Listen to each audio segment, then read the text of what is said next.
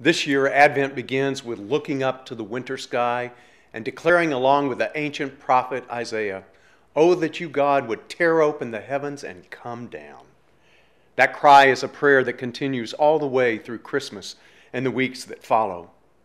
This year, Advent also begins in the midst of a time for our country filled with expectations and confusion, disappointment and great hope.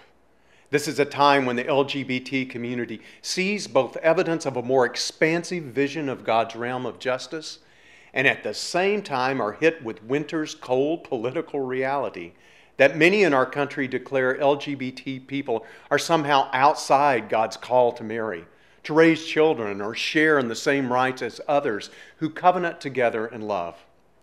This is also a time when our transgender sisters and brothers teach what it means for God to break through and become flesh among us. Looking up to the sky, yes, we too declared this Advent, "Oh, that you, God, would tear open the heavens and come down." The tough thing about praying such a prayer, however, is figuring out when the prayer becomes true and when God actually can answer it. When and where around us is God breaking through? How are we to live faithfully, whether we perceive God's absence or presence in the reality of the world around us? The Bible readings for the next 9 weeks are intended to make us attentive to God's breaking through. The readings, of course, point us to recognize God in the coming of Christ, but the passages also direct us to look to the world for God's continuing birth of Christ. The readings not only point us to look for the babe of Bethlehem, but teach us to discern and figure out when God is breaking through today. All the Bible stories for these days are looking for heaven to break open. From the first Sunday of Advent, we are called to start discerning God in the world. For instance, in the Gospel of Mark, Jesus challenges us to figure out the signs of God around us. And the stories continue. Over and over, week after week, in the words of the prophet Isaiah, God's people cry out and attempt to discern God's way, whether they are lost in exile or finding their way home. The wilderness figure, John the Baptist, calls us to ready ourselves to turn around and see what's going on. The young woman Mary wonders about God breaking through and asks, how can it be? And decides whether or not to embody it within her own belly.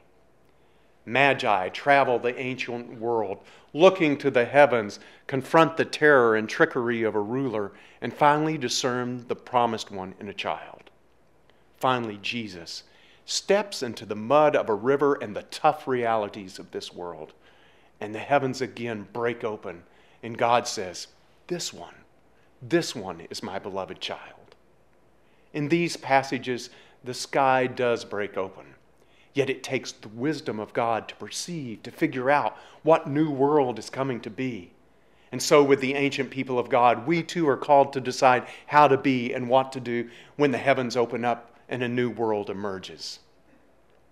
The sign of holy wisdom, of heaven breaking through, is a light that shines on all with justice and compassion, and a bold witness. So look carefully at the passages in the next months. You will discover a word, a holy wisdom that became human in Christ. It is a word, a wisdom that continues in the flesh of all those who bear Christ in their bodies, in their work, their love, and their lives. Look up. The heavens are breaking open. Look around. There's a new world coming to be. Do you see it? God is with us. We are not alone. Let's do what needs to be done. During these holy days, may God come to you and those you love and to this world, crying out, "Oh God, that you would tear open the heavens and come down."